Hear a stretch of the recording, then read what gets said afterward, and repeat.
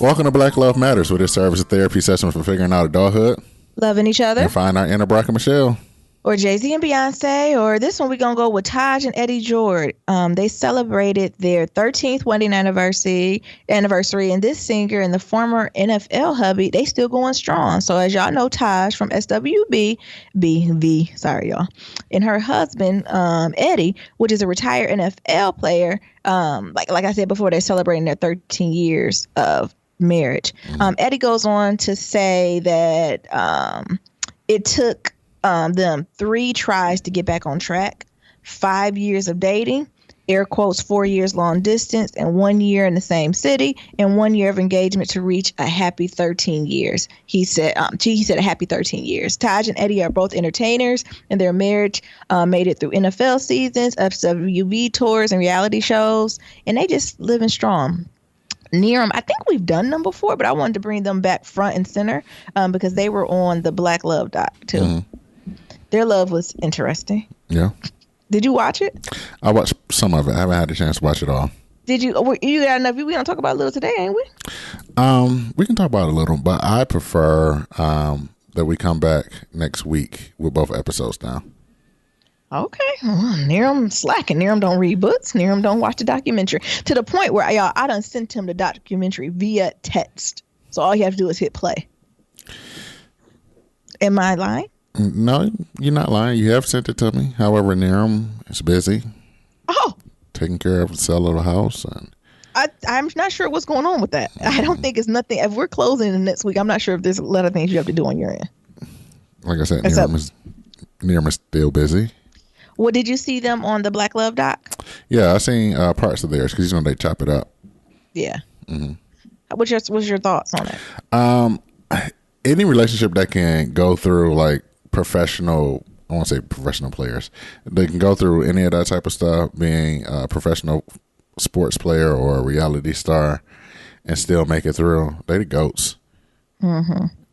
Yeah, and I'm curious. I wanted him to unpack more so what he meant when he said all these. I done tried and I done did this, and I said, "Oh Jesus, mm-hmm. What else done went on, and what else you done seen, right?" Yeah. So shout out to them. Anyway, who is you? I'm Nero, and I'm Nyambi, and this is episode 141. 141, y'all. Be sure to leave a 1, 2, 3, 4, 5-star rating and review on Apple Podcasts and on Stitcher, and follow us on all forms of social media at Black Love Matters. Remember, that's Black with no K. What's going on? I haven't talked to you all day today. I know, actually, not too much. Silicon Valley is going. Mm-hmm. It's a different world out here, though, y'all. That's all I got to say. I don't have much. I'm trying to figure out ways to actually, I do got one thing that I have to complain about, or constructive criticism. Y'all in these bites, you have to do better. Did I talk about this already, Nero? These bites in these streets is dangerous. Like, I be driving and the bites just swerve off, and these are not even not electronic, like motor bites or anything. Like, we're talking about Huffy. What is it called? Mm-hmm. Is it called Huffy? What's a bright brand? Huffy bikes just rolling down the streets. And I'm like, and to the point where I'm like, is they gonna get on the freeway with me? Probably. Like, they are reckless out here with the bikes. And I know y'all got the bike lane and all that, but you have to, when do you take precaution for yourself? Does that make, like, I'm not about to ride this close to these cars. And y'all don't get me wrong, I ain't talking about the children in the morning or folks biking to work. I would say at least 60% of the people do what they're supposed to do. They stay in the bike lane. When they come to stop signs and the shit, they stop at the stop sign. But it's a whole nother crew of y'all who are just completely arrogant and oblivious. And it goes to the people who be wearing those bright color outfits and them tight outfits. Mm-hmm. It must be the professional cyclists because they are reckless. You hear me? So you're talking about me? Yeah, I'm like, y'all better get the fuck out the way. And they just putting their little hand down because they're making a turn. Yeah, sorry, you're not on a motorcycle. That's what they do. That's what you're supposed to do. No. But they do it in the way like, oh, let me get in front of you real quick. No, sir, that's not how this works. Is that how it works? Yes. Get out the fucking way. My East Coast was showing. I want to go Boston. Get out the fucking way. I'll be glad when you got to take that driver's test. I almost wanted to like roll my car, like bump their tire, like get the fuck out the way. Like I feel like I wanted to go completely Boston, New England on their ass, and like get the fuck out the way. What are you doing? It's way too busy for y'all to be here. Or The other thing I've noticed is motorcycles ride between cars out here on the freeway. That's dangerous as fuck. Like, why is that a thing out here in California? Meanwhile, they always got these signs talking about look out for motorcycle drivers. Well, tell sis not to drive on the dotted line. Did you notice that when you're out here? I did notice that. And for the Cali people, what's up with that? Like, that seems dangerous as fuck. It's kind of scary. Just because you got a helmet on. Jesus, I know they trust into the Lord, honey. The helmets is only there to helmets are only there so you can have an open casket funeral. Come on. They believe in the Father, Son, and the Holy Ghost is wrapped up in them because ain't no way. And I'm not talking about like when this traffic is open, right? I'm talking about traffic be like gridlocked and they just be, and they're not going like slow, right? So if we're at a standstill, maybe you're going 20 down, right? And we can see you. When I tell you them motherfuckers be flying down there like it's a runway strip, I'm like, all you need is one tourist to hit the lane the wrong way. It's a wrap. Right. So that made me a little uncomfortable. Y'all tell me in California, is that just something y'all so used to? Because in Michigan and Massachusetts, you do that if you want, honey. I got to be against the law. I was talking to my mom. She was like, oh, it's too cold in these states for people to really invest in bikes. It is. You only enjoy your motorcycle for like 3 months out the year. If that. Don't let it rain, honey. And then the other thing I have as an update, I took a workout class, y'all. How was it? Hard as balls. Because, yeah, I should have stuck with a cardio class. I took a class, something called a body pump class. And ain't nobody fucking tell me that this Russian woman was going to try to kill me. So it's all a weightlifting class. So I'm like, okay, weightlifting, like that's more of my, y'all know I'm trying to find me a counselor. I've been in my head a lot. Like it'd be a good way for me to get methodic. Is that what I'm trying to say, Nero? In movements, right? Because lifting weights is really, I think, very thoughtful and intentional. You know what I'm saying? Like movements where sometimes you got to fucking concentrate, right? And like, necessarily the pain is different pain. Like I think cardio has its own pain, air quotes, right? It's like more of a stinging pins and needles to me when I think of cardio or like not breathing. You know what I'm saying? Yeah. And when I think of weightlifting, I think more of like a slow burn. I know this sounds weird. I don't even know if I'm describing this right. But like, I feel like when I'm weightlifting, I can kind of almost feel the burn, right? That's corny. But like, I can lean more into that, right? I feel like I can hone in on the burning a little bit and concentrate on like, and almost bottle that up, right? Y'all know I'm namaste, right? Compared to cardio where I just feel like I'm about to go to the Lord. And I don't like that feeling. But anyway, in this body pump class, this would be good, right? Like, even though it's a new class, like, I'll just start off with real light weights. Like, it don't matter, right? Like, I literally was just to lift air, right?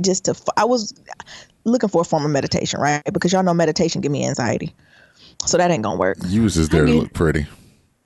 Yes. And I started off cute because we were doing lots of lunges, right? But for some reason or not, just the genetics, like I got a pretty strong, what is it called? That bottom half? Like I don't got a big ass. I ain't trying to say that, but I have strong, like, what would you say near them? Like legs? Calf muscles. I have strong calves and like hamstring. Like that's never been a muscle that's been weak on me. Like even when I'm in my worst of shape, right? I've never had like fat or jiggly, like that wasn't my style, right? I always had really strong legs, right? And shout out to the bot store for getting me 30,000 steps a day, right? But so although after a while, I'm like, damn, this is burning a little bit. I'm rolling with it. And it didn't even connect to me what the fuck was going on until we then shifted to arms. And I'm like, okay. And I'm like, 5 minutes in, I said, why don't we fucking stop yet? Like, this I didn't is even body notice. Pump that body. Who says you're supposed to lift dumbbells for 20 minutes straight? It's body pump. And I'm petty and competitive. So I'm looking to my left, looking to my right. One person to my right is a pregnant woman who's not just pregnant, 1,000 months pregnant, and is an older person. They fucking it up.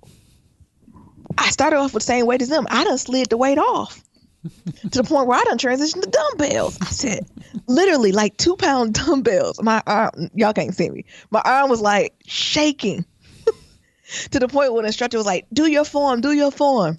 Do it again. Bitch, I'm not doing anything again. I'm pausing. And I was telling Nero, it got to the point where I feel like I was doing cardio. Well, working out, lifting weights is a form of cardio. I've never lifted weights and felt like it was motherfucking cardio. Do you hear me? I was like, start sweating. I said, what is going on here?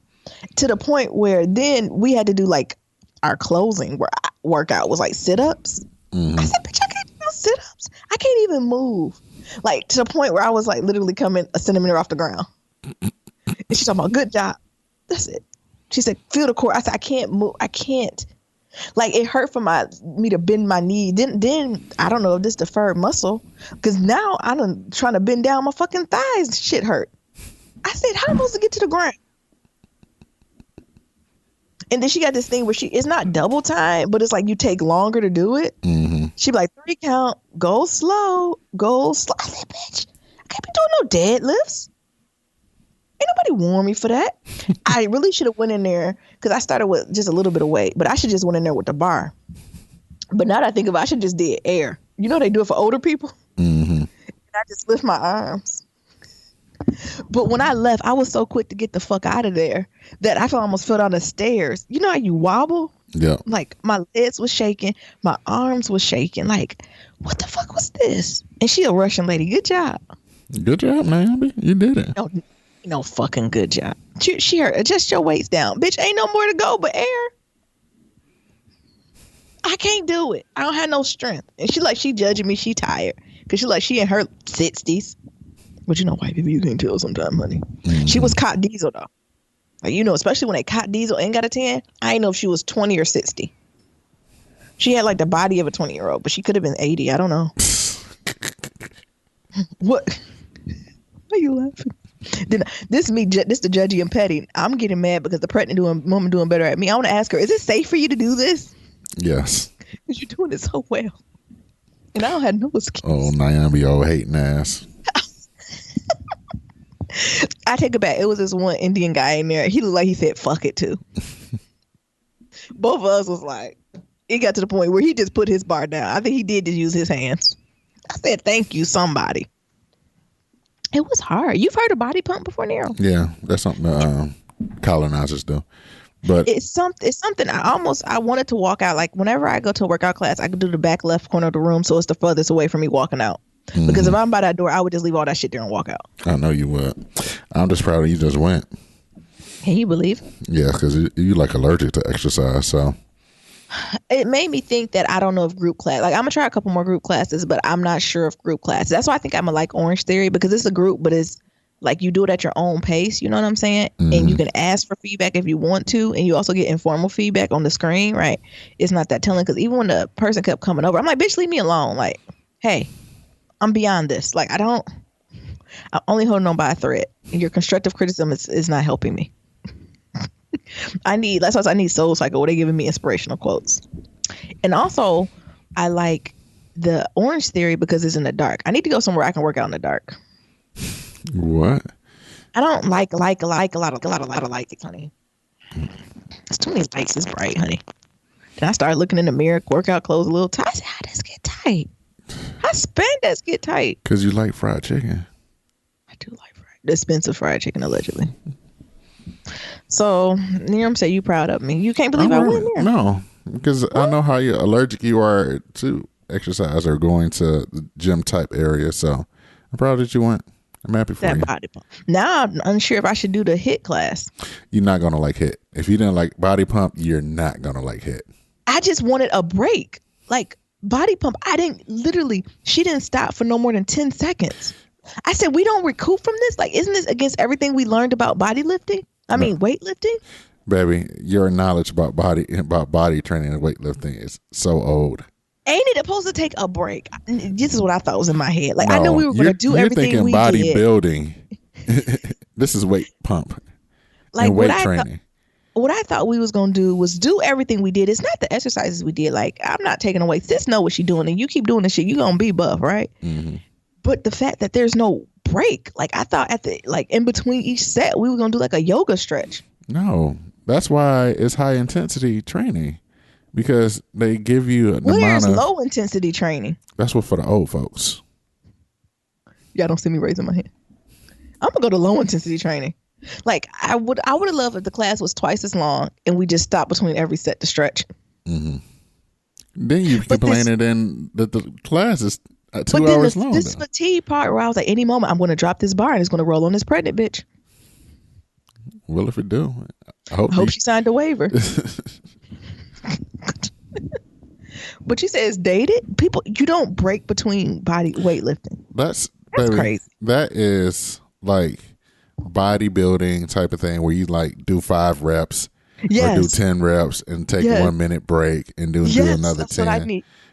You, baby, group classes don't do that. Group classes are high intensity, cardio focused with strength training add to it. That's why I'm saying you went to body pump. That's what I was like, oh, I'm not going to tell Body her what pump it was is. nothing but weightlifting. We didn't do any cardio. I would have I would have loved if she told me to do a jumping jack. I feel like I would have got a break if she told me to do a jumping jack. No, because your ass would have just stand there. I know you. And then we working out shit I ain't never worked out. I said I don't want my forearm to get skinny. I'm all set with my forearm. We don't have to work that out. That's She dated told me too. this for your forearm. I said I don't want that worked out. That's good. She was working out shit I ain't asked for. Well, didn't you say you want grip strength? Not my forearm. Baby, grip strength is your forearms. All right, Niram. Other things in my check-in is It's the have truth, y'all though. heard about this thing, this Yanni versus Laurel thing? Did you see it, Niram? Yeah, and I keep What hearing you Laurel. hear? Laurel. I heard, of course you heard Laurel. I heard Yanni or Yanni. Mm-hmm. But did you see how they slow down the pitch and do it? Yep. And then it adjusts? That's weird. That's some colonizer shit going on, and they're not going to fool me with this. So what are the is that why people voted for like the wrong people? Are we not hearing each other's words? Probably. I feel like even their explanation wasn't good enough. So maybe I should explain to y'all. So what it was is this viral like audio clip going around. Mm-hmm. It's And like what the happens is, blue and gold dress, but for audio. yeah, it depends what you see, right? So you play this clip, and some people are like 50% of people are hearing Laurel, and the other 50% is hearing Yanni. And when I heard it, I heard Yanni. And I looked at a couple other videos. I think it was BuzzFeed or something. And they said they had to do something with one and which way you listen to it, right? So headphones, out in the open, blah, blah, blah. But the biggest thing is, what is it, the frequency? Or The frequency of how you perceive the sound. Absolutely. So they did it where I think if you lower the frequency, you hear Yanni, right? But if you higher the frequency, you hear this Laurel thing. I think that's some colonizer shit they're beta testing on us. What's going on? Something about it still not sitting right with me. Have y'all seen the Yanni versus Laurel stuff? Which one y'all hear? Well, I'm a good conspiracy theorist. I know you are. Well, I heard Laurel. The guy went to vocabulary.com and the word was Laurel. So y'all Yanni motherfuckers, y'all just all off. Or we not, or we here, or we awake. No, y'all asleep. I think we awake because if y'all hearing what the colonizer tell is there, I think we the ones who woke, and they trying to get us to hear Laurel. I hear Yanni. But it was a good thing about bias, just to show how if people came in agree on like what the word is saying, like how can you agree when you a juror trying to convince somebody for murder or something like that. Come on. We can't even agree on the same damn words, So right? you can't even agree on whether or not this is a Yanni or Laurel. How can you really agree or, have that, what's the word I'm trying to use? Have that that unbiasedness when it comes to being a juror or just in life. Period. Yeah. Yeah, it's something there, and it ain't as cute. Like y'all, like, oh, it's like the dress. No, it ain't. They beta testing our asses for something, and half of us failed, and half of us passed, honey. No. The last thing is, have y'all been seeing what's going on with this new moon? It's affecting me a lot. One of my favorite astrologers is Shani Nichols. So if y'all looking for a really good horoscope astrologist, she is the bomb. And what she had is a whole thing on for Uranus, or Uranus depends how you say it, in Taurus.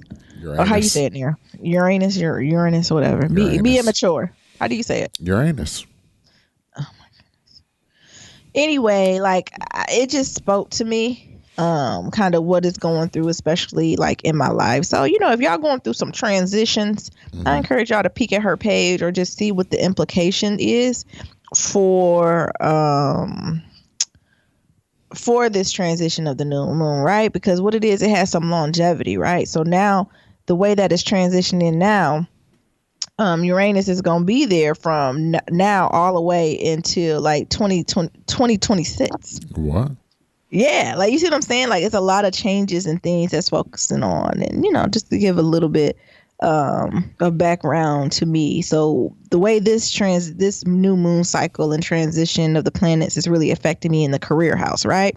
Like that was the biggest thing. I was too done, right? So it's this idea of like the past 7 years has been about growing, gathering knowledge, and being on a certain path, and maybe doing what folks have encouraged you to do, or just following that line. But the idea of with this shift is about shaking all that shit up and doing something different and aligning your purpose and seeing how that kind of goes. And it can be good or bad. So I encourage all of y'all, if you feel like something is going on, go ahead and check that out, because it also, I talked about this too, so it also aligns to like your Saturn return too. So it's almost ages when this stuff happens. So usually when it comes, when Uranus comes into like the house of Taurus, like it's all aligned with your Saturn return too, because Saturn return, I like to call it your midlife crisis, honey. At these ages, every 30 years, right? So usually all that stuff kind of piggybanks on it. And as this new moon and these changes are coming, right, it's supposed to help you kind of work you through that, right? So there's a point where you can either work through it or it'll work through you. So, I encourage y'all, if you, don't get me wrong, I love the Lord, honey. I get on my knees, right? All the time. But I think sometimes it just provides insight, right? To different stuff that's going on, right? But anyway. Near, what's going on with you? And it's funny, Near, I read yours too. And it really talked about like the house of like being creative and entrepreneurship and fear you might have and having the confidence to move forward. I don't know. Did I send you it or no? Yeah, you sent that to me. And you didn't read it, right? No, I read it. Oh, what's your thoughts? It's pretty lengthy, but I thought it was interesting. Too long, didn't read. Never mind. I thought it was interesting. What I found TLDR. Don't forget the colon. I was just talking about how entered Taurus, and I was like, "Don't you have a moon Taurus, or do I have a moon Taurus?" That's you. Oh, so I was like, "Oh shit, some really shit about to pop off." It's about to pop off. Your moon is in Taurus. Yeah. My shit moving into Taurus. I was like, "Oh shit." Yeah, you need to be aware. You say your shit moving. Okay, thank you. Hood astrologer, thank you. Let's not do that to the people. Look, niggas, y'all moon is y'all Uranus is moving into your Taurus. For all y'all clean that shit up. For all y'all Taurus moon niggas.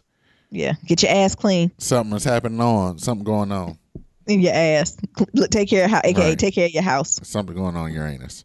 For me, that's right, because the Taurus does oversee like home and okay, we ain't gonna play this game, but go ahead. Two things. Prince is dropping an album from the dead, and it's gonna be on Tidal. He is not an extra cast member from Walking Dead, so please do this again. This is previously recorded music. Is dropping an album from the dead, like Tupac. What's the name of it? I'm gonna listen to it. I don't know. First I gotta get Tidal. Damn, there go Jay-Z again. We can't even get this shit, can we? You gotta get Tidal. Jay, this shit getting a little old, Jay Hove. It's getting a little old, Hove. No, see, that's the hating ass nigga in you. I told you I'm gonna find out a way to get it again. How many free 30-day trials you gonna give me? I don't know. I'm running out of email addresses. Actually, it's gonna be 2 new albums. I know it's gonna be good stuff. It's gonna be even the later Prince stuff that wasn't, not necessarily his best. I still vibe to it, right? Prince always got a bop. Yeah, they don't have a title for it yet, or I can't find it. But I seen that. Prince-like too. That's very Prince-like too. I seen that and I got hype. Yeah, it's Prince, right? It don't matter what he's doing. Like, I would love to see Prince. He's going to the Lord now, but like Prince, just instrumentals are sickening, right? It don't even have to be him really singing or doing nothing. Like his instrumentals just can bang. Yeah. But that's just me. I like the old music. And why are you complaining that it's a title exclusive? God damn! Like that's what Prince wanted, though. Prince didn't want his shit with the masters. I don't know why you're trying to turn this against me. I'm going to find the email address and I'm going to listen to it. Okay. It just gets exhausting with. I mean, you don't like supporting black-owned businesses? Don't do that. I do. Oh. Maybe that's just like, how many subscriptions do Tidal have the same or equivalent music as the other streaming places? Yes, they do. Or is it really? I need me a flow chart. It's the same music. It's just it's black on, and then you get Beyonce because Beyonce is streaming exclusively on Tidal, and then Jay-Z albums and Kanye albums, well, some of Kanye stuff, and then Prince stuff. I'm really there for. I mean, Jay-Z don't got no more. What you talking about? All the good shit? Streets is watching? I mean, the thing is, I'm so old, I got the original. I know. I got the CDs too. So, play with me if you want. Mm-hmm. It's on my iTunes. No, but, I think that, going down this whole Tidal rabbit hole is that you gotta do something to make it. A is artist owned. B is black owned. So is the expectation going to eventually be that like you have to pick one, like you have to pick a team? Because I just don't see this as like, I don't see the purpose of having a Spotify, a Tidal, an Apple, a Google Play, like an Amazon Music, like, so you just have to pick. So the market has just been divided up like that, or do people have multiple streaming areas? The market has been separated like that. I'm gonna need somebody to buy somebody. It's gonna happen soon, because Sprint just bought a portion of Tidal and Pandora tag team. Pandora's owned by somebody else. Damn. Because you got to think about it. Because Spotify is owned by all the record labels. So the record labels came together and did Spotify. So that's why a lot of people get kick on Spotify because they don't get no money from it. Okay. When it comes to, I think looking at the numbers, like Tidal is one of the only streaming platforms that pay artists the most money. Okay, now they trying to be Lucius. They trying to pull an Empire. Did you see Empire last night? No. These niggas had a rent party. What? I said, Lee Daniels, you better find you some interns, honey, to get on the writing team. Mm-hmm. These niggas had a rent party because, old Crooked Eye Forest then stole it from them in the Silicon Valley. That's what they're colonized. See, them the crafty colonizers talking about to do it. And then Lucius and Cookie talking about, well, we buy back. Oh, spoiler alert. Let's buy back the company. Mm-hmm. Sir, buying back a whole record layer is not $30. Like, I think they had to grade $700 million. Uh-huh. And what they did was like some type of live stream and niggas just pay. Uh-huh. And what they did was like, all right, if y'all pay this to help us get our rent. But just like a rent party, but when we get our coin, we'll pay y'all back. Mm-hmm. And they're able to pay as little or as much as they want. You ain't never heard them type of parties? Yeah, I had a rent party before. Yeah, I mean, with old school, you don't pay. No, everybody just pay $1, you get in. But I have heard of the ones where you give so much, you know what I'm saying, in exchange, you'll get a bag, like stuff like that. If we make it. Yeah. I think that's called, what is that called? A pyramid scheme? Kickstarter. Oh. But what they did, they don't raise some coins, but old Crooked Eye always got something up his sleeve. Uh-huh. But when I seen that, I was like, Big Daddy. What do you call him? Say Cat Daddy? Big Daddy. Big Daddy. Come on here. I don't know if niggas. And they had it like, it was the community coming together, right? The thing was Cookie and Lucius put it out there like, they trying to take our company. Basically, you rather be with us than them niggas, right? At least, we some real ones, right? Mm-hmm. And that type of thing. But I don't know if I would have, I don't know if I could see myself giving people 70 million. 700. Mm-hmm. Anyhow. Did they get through it? Yeah, allegedly. But like I said, at the end, Crooked Eye came through with that eye twitching. Oh. And when that eye get to twitching, he up to no good. Yeah. Absolutely. All right. Just like in Black Panther.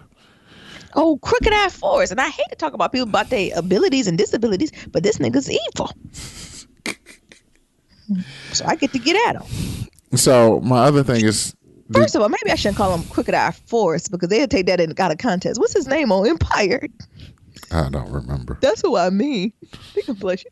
They gonna take this out of context in 4 years. Look, I'm gonna meet Forrest Whitaker. They gonna play this now. Oh, Crooked Eye. Yeah. And I'm be looking. I ain't mean that. I ain't mean it like that. That was for love, brother. I love your eye. By then, he probably done had the surgery to fix it. Okay, next. That nigga ain't fixing that eye. It builds it's character. It's his signature. You're right. It's just, that when that eye get to twitching, he ain't. He lying. I said, look at him, that eye twitching, lying. Black Klansman. Did you see the trailer? Yeah, it's very Spike Lee. Well, it also got Jordan Peele in part of it too. Yes. What? I'm going to see it. First of all, I'm going to see it. I'm going to see it. I support everything Black. I'm Issa Rae, right? Mm-hmm. But it was very like Spike Lee Black. I mean, I'm sorry. It was very Spike Lee circa the blood of Jesus. And I was going to say she got to have it.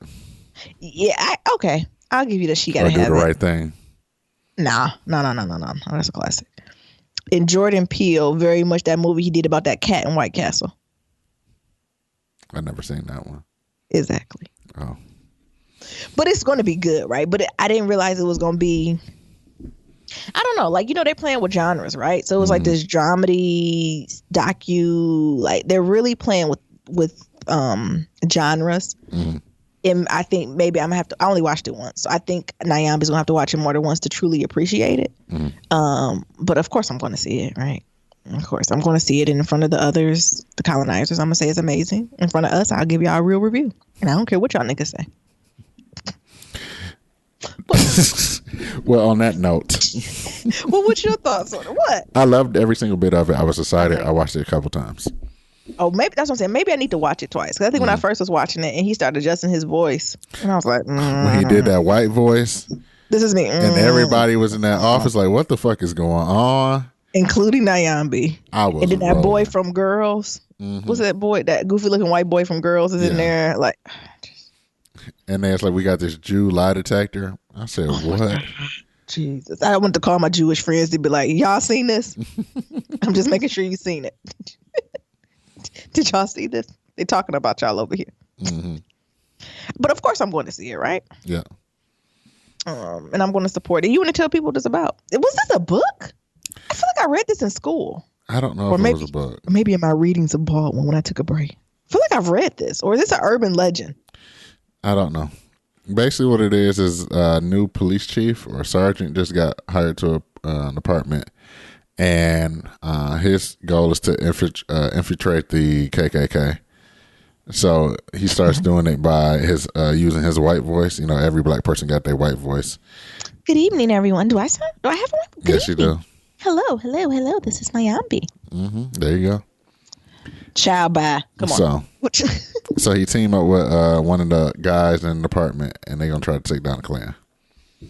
Yeah, but I want to feel like was that either a book or something that happened or a black urban legend where there was, or a David Chappelle skit, I don't know, where it was like a black person who did infiltrate, like that passed, right? Not him, like, and that's the other thing. This man is chocolate. And they're talking about, we're going to try to get him in there. That nigga ain't getting in there.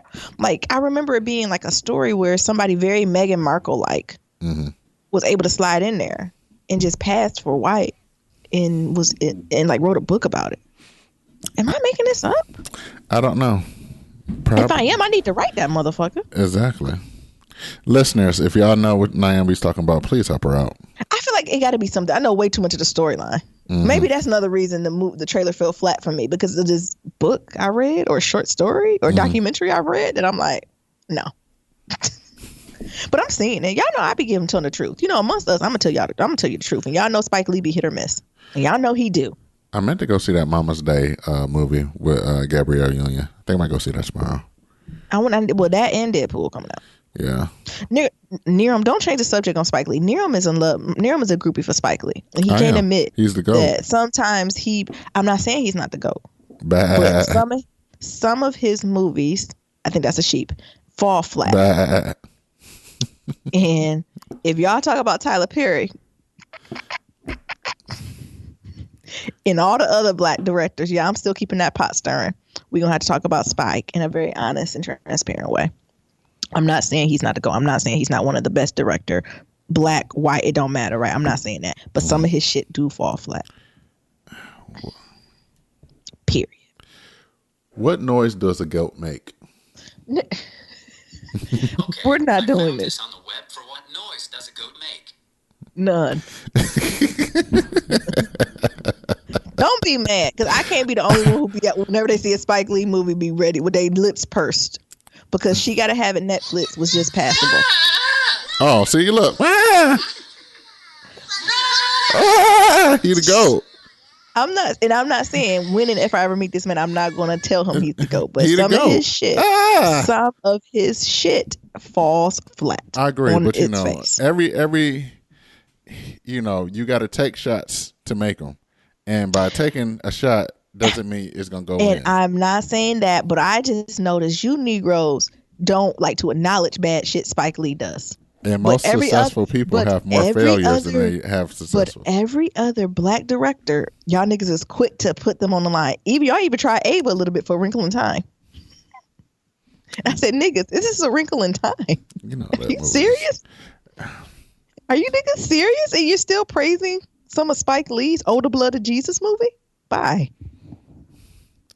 Why so are you just on one thing? You just on one thing. The Older Blood of Jesus. Because I don't want to hurt anyone else's feelings and start going down the row of all the other flops. Anyway, what else you got, Neil? Shit, I done forgot. I was too busy trying to figure out how to make a goat noise. Trying to dig right, Spike Lee. Go ahead. Ain't no white. No. Pause. Oh, he can't even get it out. He can't even get it out. No. What was nothing. So we got some pillow talk. You want to get into some pillow talk? Oh, you know what I was going to talk about? What? The royal wedding. Maybe we wait till next week. That's this weekend. Mm-hmm. Meghan Markle daddy said they can't come, and not only can he not come, they did a press release to say he can't come because he got a heart. He said he got a heart condition because he got so damn mad. Oh, that's no couth. I'm just excited that her whole white side is acting the fuck up. Oh my God, the white side is showing their black ass.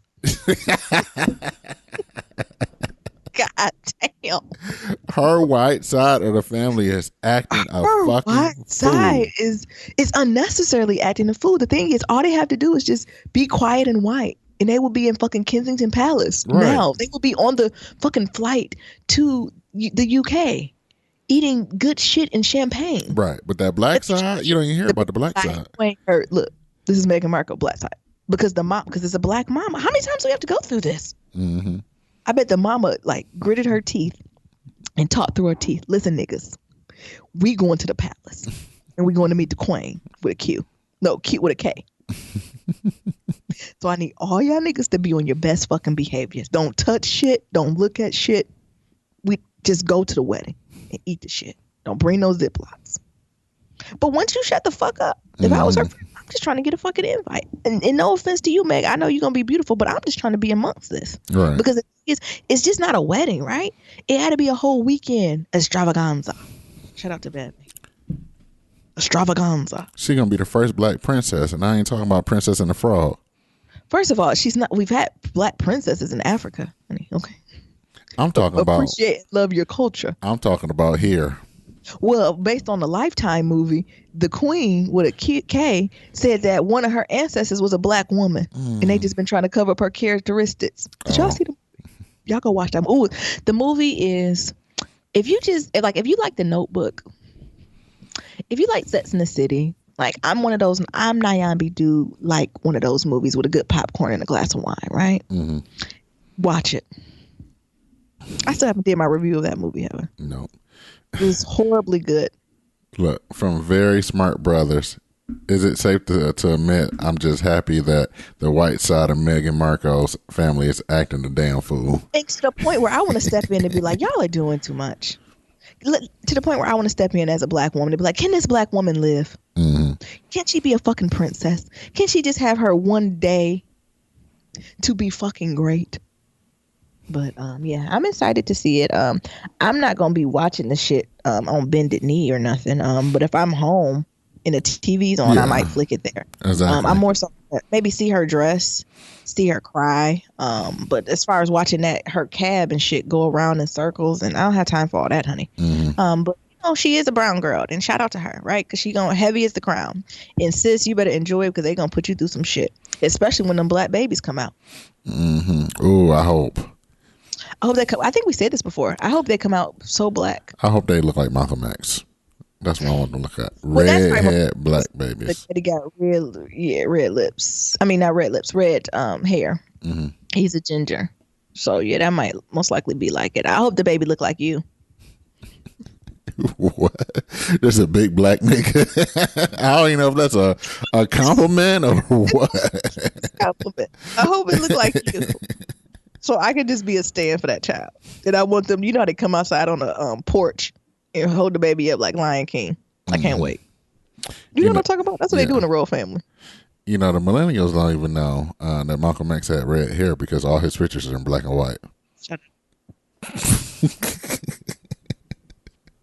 They don't know him as Detroit Red. They don't know him as Detroit Red because all his pictures in black and white. So they be like, he just had black hair. Shut up. Do your history on Detroit Red. Or just watch my Spike Lee's movie. Yeah. Which is probably the best movie he's ever done. Mm-hmm. Hands down. All right, come on. Let's get into pillow talk. I'm sorry. I'm distracting you. Oh, it's Shout Out Friday. And it's Shout Out Friday, and we 40 minutes in. We're just casually. This is going to be a fucking around, be a 2-hour episode. Oh, we got that much comments? Yes. You got 2 weeks worth. Oh, shit, you right. Well, okay, come on. Let's get going.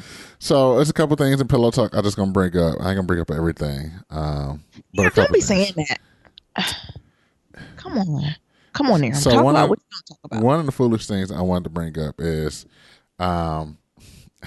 just the title of this: Bigoted Backshots. Porn star Motor Monster sues production company for making him perform with a racist dick rider.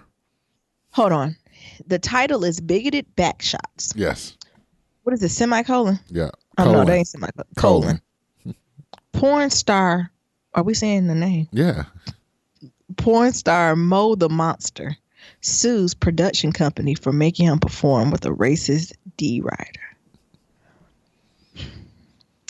There's so many things in this intro sentence that I want to unpack. That's why I had to bring this up. Go ahead, start. Let's unpack it. No, tell us the story first of all. Well, according to New York, yes. So can that be the name of this episode? Yes, it will be Bigoted Backshots. Yeah. What else you got? Unpack it, baby. Nope, I'm not.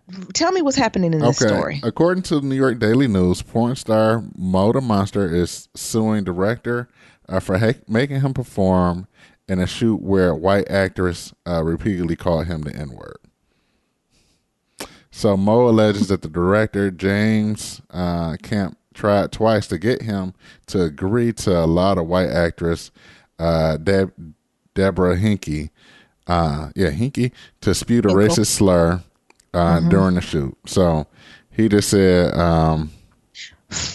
he made it clear. He made it clear that he would not be allowed. It would not be a look. Can we just let her call? Can she just call you nigga? I made it clear that he would not allow this racist slur to be used in a 9-page complaint filed in Los Angeles. Damn. However, despite his wishes, the co-star said the N-word to him twice during the money shot. So while he was busting on her face, she was like, yeah, give it to me, nigga. Hard ER. Oh, my God. She said it twice while he was busting on her face. I don't want a woman's playing this. Oh, we're still not done. No. So it says he went on to say, I've shot over 50 scenes with this company for a long time. I was one of their top guys, and I'm always publicly talking about racism. For them to even ask me was an insult. Then to do it against my will, it hurts, and it feels like a setup. He even sent him a text that said, you are a disgrace to your people, your family, to yourself. One of the text messages that Mo read. Oh my God, Jesus.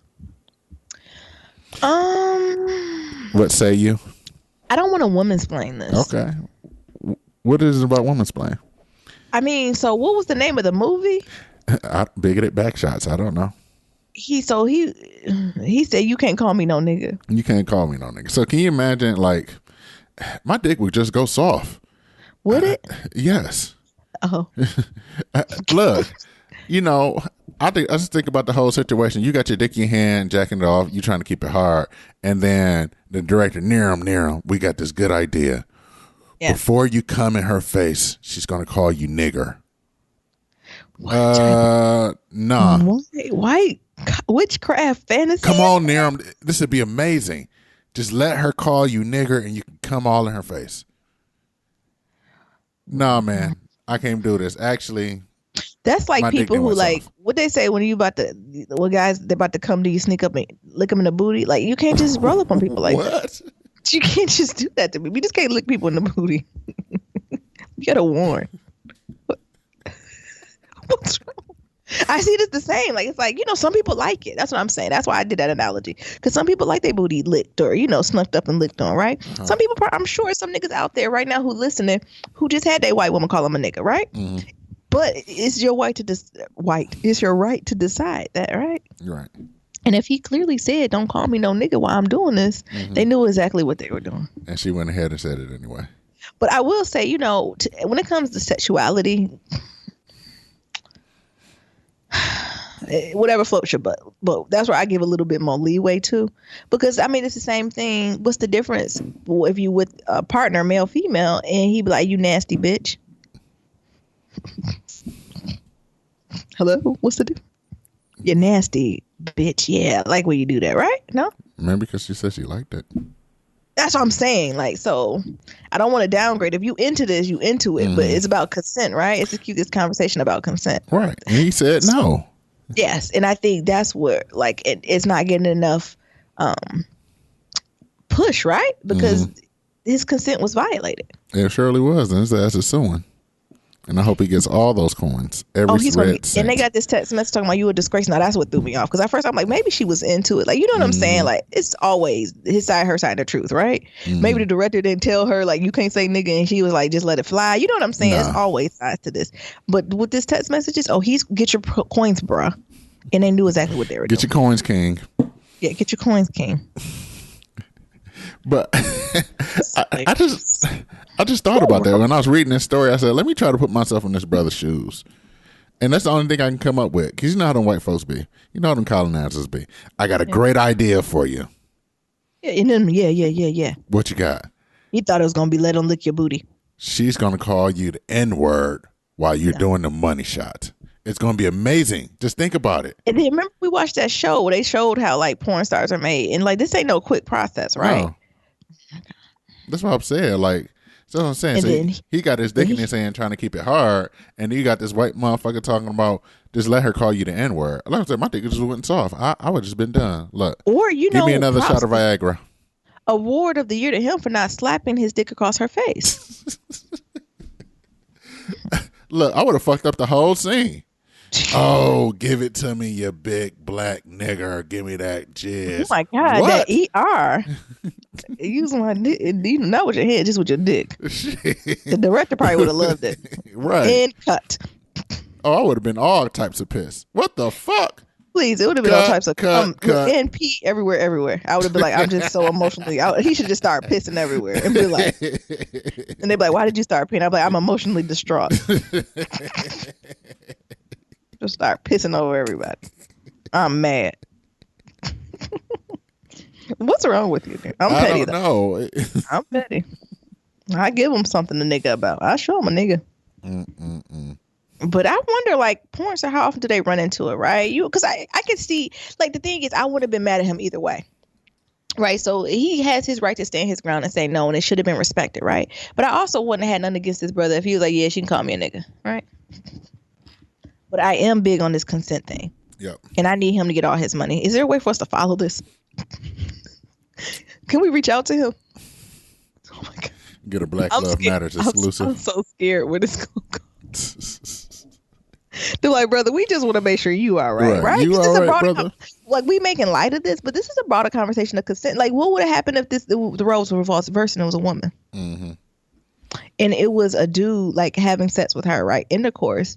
And, like, having, like, maybe rougher sex with her and calling her a nigga. Mm-hmm. Like, that could border on rape. Right. You know what I'm saying? Like, I don't know. So, again, I know we made it a little lighthearted, but it's serious. Mm-hmm.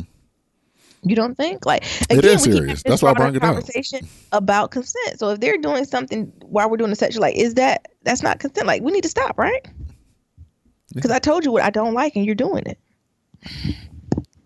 I don't know. Maybe I'm making it too technical. Well, every time I've experienced a white person call me N-word, I had to fight the urge of punching them in the throat. So I can't even imagine being in this situation. Or shit, it's a porn. We can't compromise. Like they couldn't be like, could we call you like a big black something? Like you big Well, black man. Like right. it's They do it all the time anyway. Monkey, Mandingo. I didn't say monkey's pretty offensive. BBC, all that type of shit. That's what I'm saying. Like she couldn't come with a different line, sis. No, they wanted her to say nigger. Her ER. Like it's something we could have fit in to kind of get the point across, right? That's right. It's probably a new porn genre. Nigger it ain't, porn. First of all, it ain't new. Okay. You hear me? It's old as time. I wonder if somebody on Pornhub made a compilation of all the times somebody said nigger. This is traumatic. Now I got to treat you like my mother. My mother sends me daily emails of black trauma. I tell her, like, don't send me no more. She like, you seen what done happen? I said, what done happen? Mm-hmm. You ain't read it. No, I cannot take no more trauma in my life. Mm-hmm. To the point where my mom was like, white privilege happened to me today. I was like, where? She's like, at the deli counter. Did I tell the story? No. So my mom was at the deli counter getting some meat, food. And then, like, when we come to deli, everybody kind of comes up at once. So it was like getting some bologna? Shut up. No, I don't know what she was getting. She was getting something from the deli counter. And then like 2 or 3 people all came up at once. Like there was no order. And the person who cuts the meat was in the back and came back up to the front, was like, oh, who's next? And everyone kind of looked at each other. Like it was 2 black women, my mom and another woman, and a white couple. And they kind of looked at each other like, we all rolled up together. Like, I don't know. You pick, right? And the lady was like, okay, I'll start right to left. And my mom was the first one, right? So she was going up. As my mom was about to say her order, look, Swiss cheese, whatever she about to order. Why some white man on the other side? I was looking, and there was a couple at the ends, the one that go first. And my mom said, who the fuck is he talking to?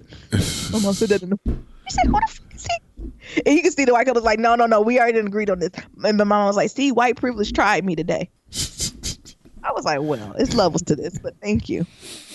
Thank you for your testimony. You have been heard and affirmed. Mm-hmm. She said, this motherfucker came out the damn ceiling. Second of all, who asked you? Right. Third of all, you're not even in line. Yeah, mind your fucking business. Fourth of all, why are you watching? Because they about to call the police on your mama. Oh my God. Oh, she would have made good news. Ooh, your mama would have made good ass news. Oh, they wouldn't have known. That wouldn't have went too well. We had to take donations for counsel. Yes. So we can get a lawyer. Yeah. Because the thing is, my mom just wouldn't have took it, right? She would have it would have ended up some form of assault and discounted our case. Right. Why you hit him?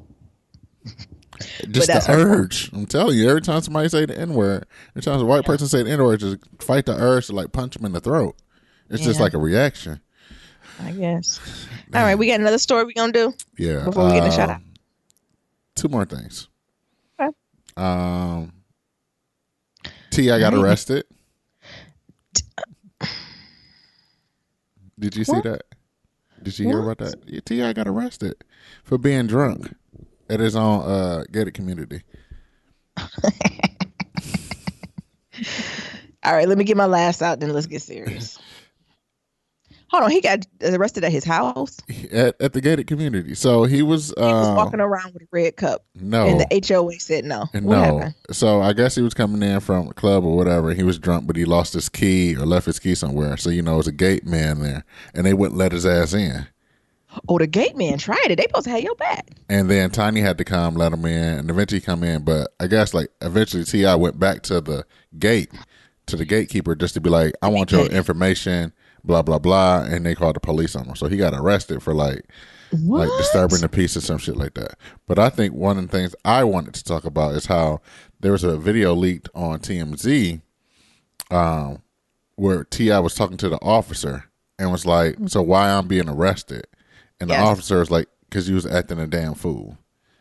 And it's like, what you mean? Like, that ain't no reason to get arrested. You was at home. You shouldn't have went back. And it's like, well, I pay millions of dollars to stay in this gated community, and it's my motherfucking right to go back and talk to this brother and approach him. I pay his he bills. Was black? Yeah. I don't know if he was black or white. Oh, okay, Jesus. I don't know if he was black or white. And then the officer was like, you should have just went back and all this other shit. And the T.I. was like, yeah, you just going to talk to my lawyer. But it was interesting. Really? Yeah. Let me see I if I can't can believe the find it. police arrested him. Why didn't the police just tell him to go home at that moment? I don't know. Again, right? As the police, are police supposed to be the, like, am Look, I wrong job description? Aren't they supposed to be peacemakers first? Like, my thing was this. I was like, no, T.I., I know you're on probation. You can't be going back to jail, brother. oh, he on probation still? I don't know. You know, T.I. had them guns and shit. I don't know if that nigga still on Look, them probation. charges. I think Tiny took the rap. That's the thing. I think Tiny took the rap for that. Right? You don't remember that? I can't remember. I don't think them charges were on him. I think she took the rap for that. Oh. As us black women tend to do. I think he had to deal with some other shit, but I think she took the heavy heart of that rap because she ain't have a record. Oh. Another reason that I was Team Tiny during his divorce. Oh. He couldn't keep his dick in his pants. It's, But yeah, you can't even live in your. I'm trying not to Here you woman's go. plan. Yeah. Oh.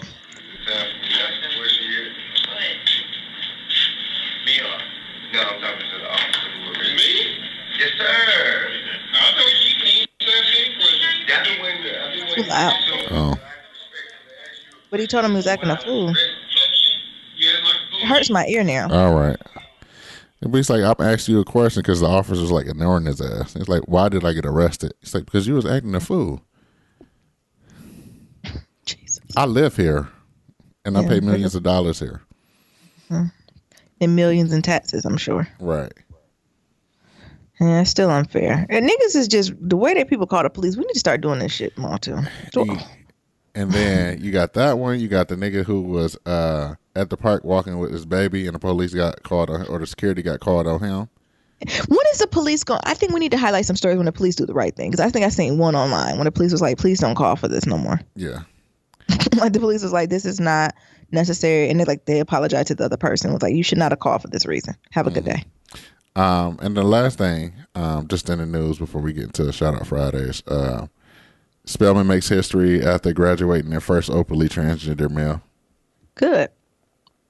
Oh, born woman transition to man. Yes. Are you reading that correctly? I just want to make sure you get it right. I think so. Naren, we needed you to read the story. I am reading the story. Spelman College is undoubtedly the finest HBCU because of academics. Last fall, the private liberal arts for college announced that it would admit transgender women as students, blah, blah, blah. In a letter announcing the move. Here we go. And so, Keogh Chad O'Neill recently became the first openly transgender man to graduate from the esteemed university. Good for him. Wait, HBCUs, y'all gonna have to get progressive in this bitch. That's all I'm gonna say. Black folks need to get progressive. And y'all niggas gonna get caught up on some technicalities and bullshit. There's some other shit y'all need to worry about.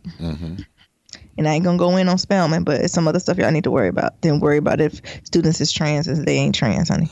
You need to make sure you can provide a safe and learning environment for them and keep it moving. But y'all getting caught up in some principle shit, that shit ain't gonna work. Surely ain't. I'm curious what the other schools doing. You know, what's the white all women schools doing? You know, what they call the Seven Sisters? They awfully fucking quiet about this. What the sisters whispering about? Because I know the white trans community is there. Yeah, gotta be. What the Seven Sisters is saying? What y'all doing? Ooh, them white places too. Any of y'all went to the Seven Sisters? Ooh, they just white. It would be hard for me. That's something I don't think I could do. Go to an all white women's college. Jesus, Ooh. It's not called a white women's college. What is it called? It's a women's college. So first of all, I ain't gonna get it past the interview. I'm like, I can't go to this white woman's college. I can't go to this white woman's college. Literally and figuratively, right? But something in my heart always told me I should have went to Bennett though. Spelman, I don't know. I don't know if I'm necessarily a Spelman girl, but I feel like I could be Bennett. Yeah. Bennett seemed like they got a little edge to them. Gotcha. No. Yeah, I went to a small college my first couple of years. You didn't go. Hear me. Is Morehouse the only male college? All male? I think so. Really? Yeah. All the rest of them are like religious based. Yeah, but I'm talking about men. Well, almost all the HBCUs is grounded in some form of religion, right? But to the point where didn't your school have where you go to church and shit? Yeah, we had to go to what is it called? As soon as you mention it, Yeah. No, it was every Wednesday. Yeah. Intersectional prayer. It was something. It was something. And the thing was, like, the whole campus was shut down. And the only reason you can go, like, you need, like, a doctor's note. So, the point, like, anybody who was on campus had to go. It was like, damn, what was it called? It's getting to the point where I think that's something I need in my life now. Mm-hmm. Just midday prayer.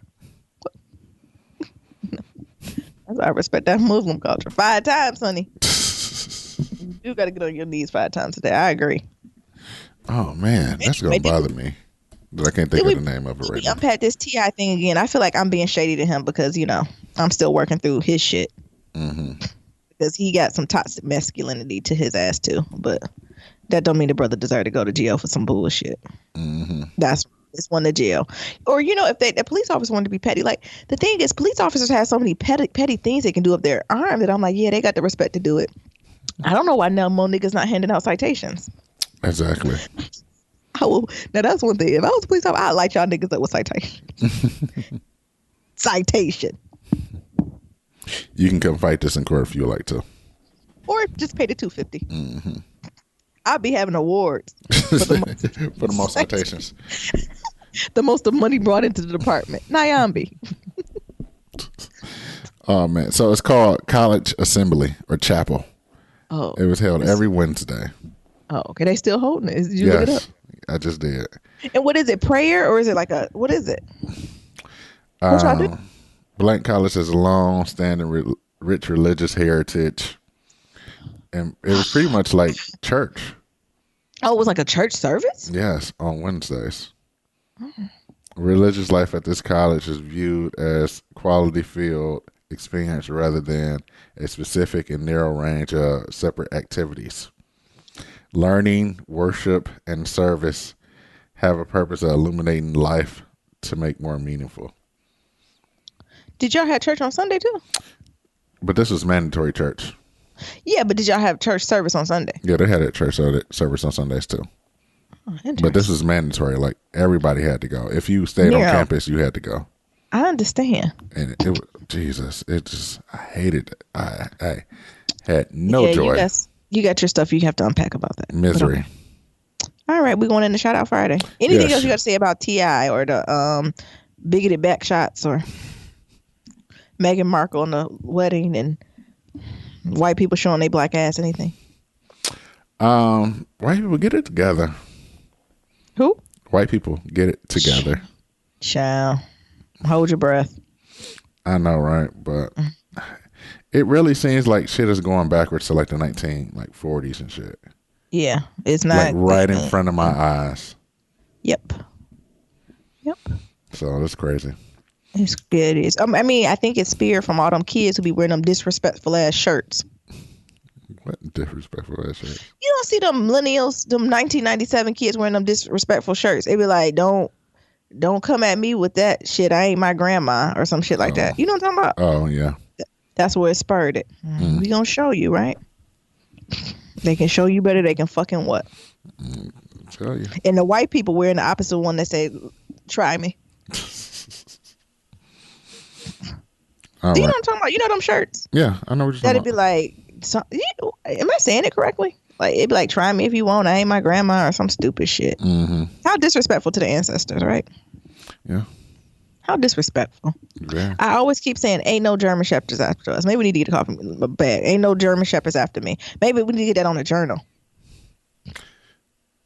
Our gratitude journal. Look. New merch idea. Ain't no German shepherds after me. A journal of gratitude.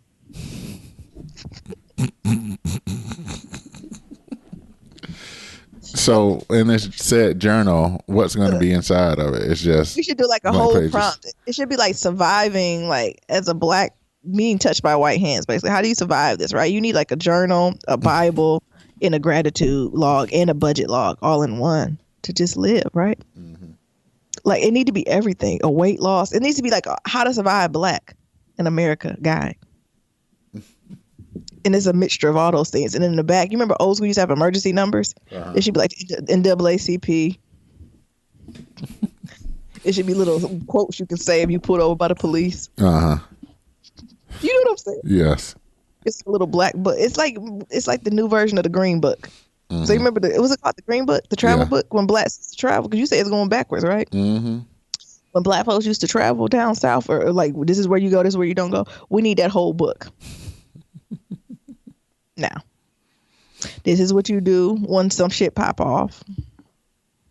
This is what you record. This is what you don't record. If the police come, don't tell them shit. Stop asking. This is the line you say. I need my lawyers present. When people ask how you feel, I felt threatened and scared by the white people. Just keywords. And then daily gratitude. I am grateful for this. Mm-hmm. And then we got to do our well-being, right? So we need to do like weigh-in. So how much is you weigh, what you eat, meal prep, all that shit. Mm-hmm. Like just one big ass holistic journal. And it'd be called The German Shepherds Ain't After Us. Skills and tricks. A gratitude. Dear, but you writing this down. Shut up. Yes, new merch idea. Bye. No, that's gonna take a lot of work. Yeah, we gotta like write that. Like, at the beginning have like the black, what's it called? Negro spiritual. Not Negro national anthem. Mm-hmm. In the journals would be quotes. Yeah. We'll have an opening one be like the Black Negro spiritual, or like things black people should know. Mm-hmm. That should be one of them. What? Keep it going. Keep it going. I'm gonna go back and listen to this episode. Oh, but come on, shout out Friday. I'm just extracting all these ideas from you. I'm serious. You don't think you wish you had a book just with all the shit? Let me roll into my like. That's what I'm what's saying. the number? What's the 1-800 for the NAACP? That's why I'm extracting this information from you. They on some bullshit. You know what I'm saying? Or what's the 1-800 the Jay-Z bailout line? Because I'm gonna need it. In case of emergency, this is who you call. Mm-hmm.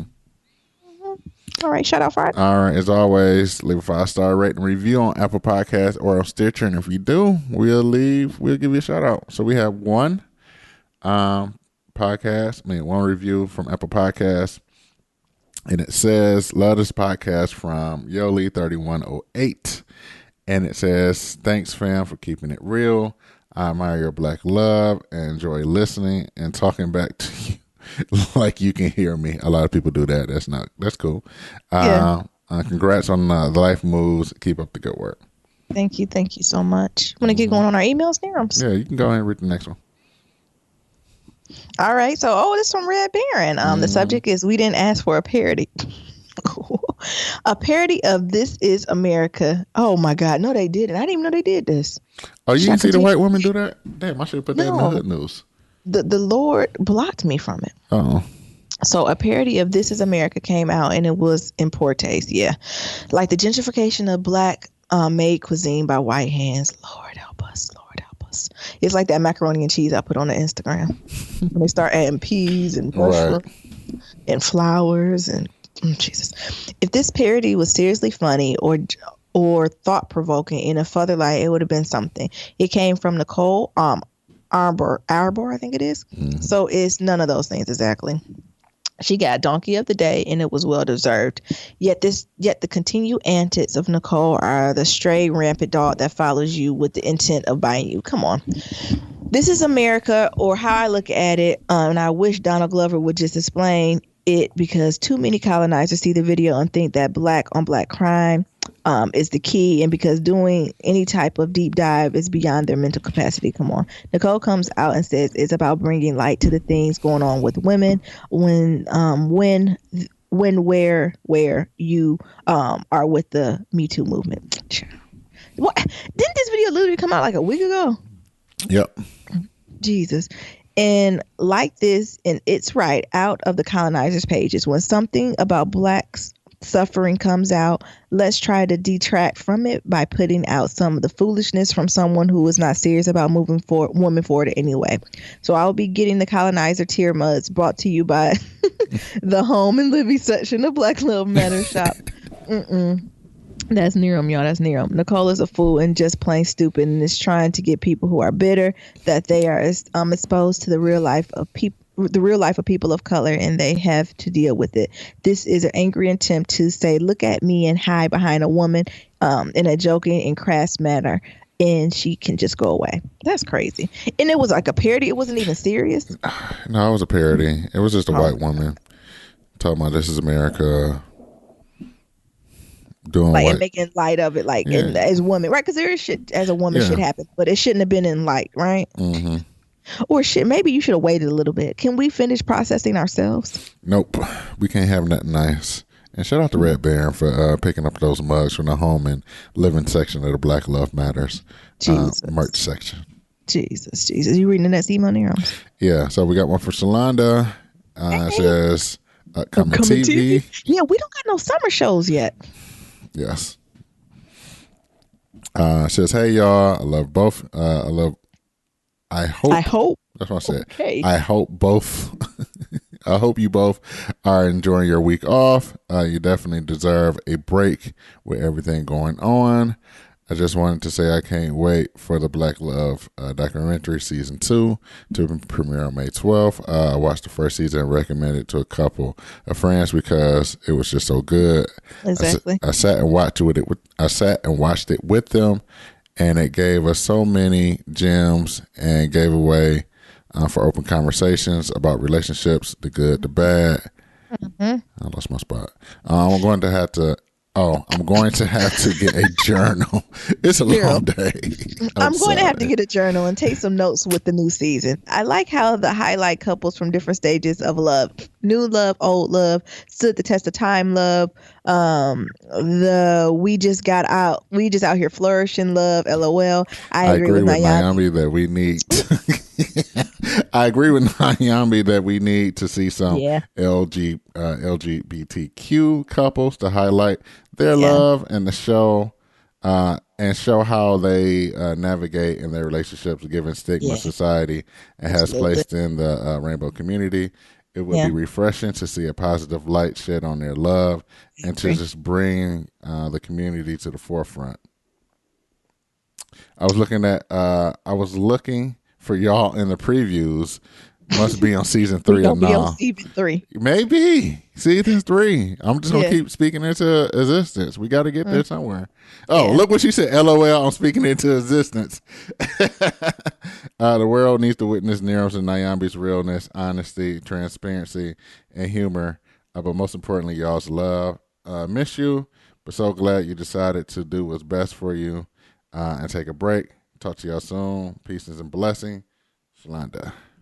Yeah, I agree. Like, and Nero, I'm taking his time watching it, but I don't watched it, and it is good, right? You know, I give good, bad, and ugly and critiques about everything. But like I told you, I was watching the two sisters. Like, I really wanted to highlight their love, right? Because we talk about intersectionality, but imagine being a woman, a Black woman, and a woman who loves other women, right? Like, Jesus, I'm exhausted just being a Black woman, let alone add that layer into it. You know what I'm saying? Like, and that's why, you know, I even be okay. They just talk about the positive stuff because it got to be heavy. It got to be heavy and it got to be hard. And I want to find a way to support my sisters, right? Because I told you the group I don't trust. This one. From Bianca, its subject says 5 stars. The message says, hey, Nero and Nyambi, I love the podcast. I'm still catching up. I'm on episode 66 and would love to know where Nyambi met her online support group of older women. Monday we'll talk about that because I'm yet holding on still. I'm a 26-year-old Dominican woman. I do consider myself Black, and I only have one friend that I've had since about 12 years. I would love to meet new and inspired, powerful women. Best, Bianca. Bianca, I might talk to you offline. I do love this online group, but they a lot. Nero, you got thoughts on this group? Like they are. If you're looking for a group and support. Yeah. I'll just be listening and shaking my head. Why you be listening and shaking your head? Because I'll be like, Nyambi, what is going on? Some of the facial expressions, I'll be like, are you okay? I mean, because they're really big on like this idea of mirroring processes and being patient and supporting each other. And I get that. But some of that shit, I'm like, hey, sis, snap out of this. Mm-hmm. You like it, right? Hurt so good, right? So I guess it's making me really stretch my empathy bone. Uh-huh. Because some of the shit, I'm like, hey, sis, you're too old for this. The 30, the girl in her 30s. You're too old for this shit. But yeah, I'll connect with you offline, Bianca. All right. We got one from Key. I think I read this one with Brother Love Matters, but you here now, so I guess I'm gonna read some of these. Oh yeah, you did read that. I remember you read this one. Yeah. So what you about to say? No, I said I do remember y'all read this one. This was the question, right? Yeah, I was gonna go ahead and reread it. Maybe you got something different. Friends of the opposite sex from Key says, "Hey y'all, I need some advice on friendship of the opposite sex while you are in a relationship. I have a guy best friend, and we have been friends for about 7 years now, and our relationship has always been strictly platonic. My boyfriend has never said that he feels uncomfortable with that, but there's energy that I'm feeling. It's weird for me because I'm not going to stop being friends with him, but I always want to make my boyfriend comfortable with the fact that me and him are friends. My boyfriend doesn't have any girlfriend, so he feels like it's weird that I have guys that I'm close to. You both talk about friends of the opposite sex, so how do you feel about having strictly platonic friends of the opposite sex? How do you establish boundaries with these relationships? Do you ever hang out with those friends alone? What are some ways to get them to hang out without being weird for my boyfriend? Yeah. I don't want to step on any toes, but I have seen some out-of-pocket remarks that's trending lightly. So I'm trending lightly now. Yeah. Niram, what was your view on it? You already said, I think it's possible. I think you can have platonic friendships, but I think, like you said, boundaries and expectations on both sides have to be set. So, excuse me, I'm gonna sneeze. I think the platonic friend has to know you have a boy. Like, I think that needs to be very clear, and of course, your boyfriend's the priority. But I also, this might be a separate conversation for you and your boyfriend too. It might not even be a you and your platonic friend thing. It might be him and his history. So, look around. What is his relationship with men? I know that sounds strange, but like, what types of relationships does he have with men, like in his life, right? Do he cherish them? Are they full? Are there a lot of them? Are they threatening, right? Or when he's in these relationships with these men, are they clear like he's alpha man? You know what I'm saying? Like, I'm thinking about like the alpha and beta episode, right? So is he like a beta for like he's always constantly vibing for attention and stuff? You know, I don't know how long y'all been dating. Like, does he have a history? Did his previous girlfriend fuck up? Like, I think all that stuff plays into it, and it's unspoken and it's never brought to the front, right? Instead of him saying, my last two girlfriends, I trusted, and they had these male friends and they fucked around on me, right? And I'm not saying that he needs to put that on you, but I think that's information to have. To say, oh, okay, so you're triggered by this experience. And you're triggered because of, you know, hurt people, right? Right. So I think those things are good to have and have open and transparent conversations about. But I think the only thing that really can work through that is like almost integrating them together. And not saying they got to be butt buddies, but it almost has to be where they come together to see that each other is not a threat. Right. But, you know, to almost disarming each other, like, oh, okay, you cool. Like, I see who you are. But when you just talk about this person or through them and like, well, who is this nigga? Like, I don't know. Like, I think it's really important to integrate. Well, both people. I think it's like, especially if it's a good friend. Like, if this is somebody you just meet with every once in a while, well, fine, let them be pouty. But if this is like a friend where someone you kikiing on the phone with, y'all going out weekly, like someone consistent, I think it's important for you to integrate that friend into your relationship too, so the guy can see him like, oh, okay, does that make sense, Nero?